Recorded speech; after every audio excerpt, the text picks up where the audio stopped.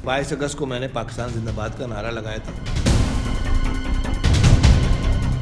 सलीम शहजाद अपना वजन किस सियासी पलड़े में डालेंगे? शहर कायद में ये सवाल पूरी शिद्दत के साथ गर्दिश करता रहा। कहां जाएंगे? क्या प्लान है? अभी तक कुछ वाज़ेह नहीं हो सका।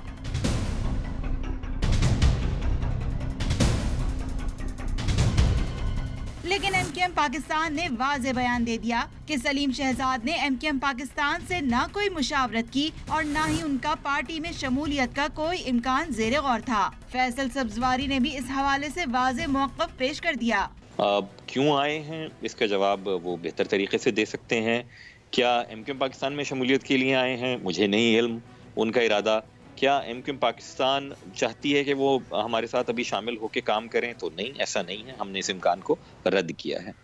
पाक सरजमीन पार्टी ने भी खुलकर सलीम शहजाद की पीएसपी में शमूलियत की तरदीद की।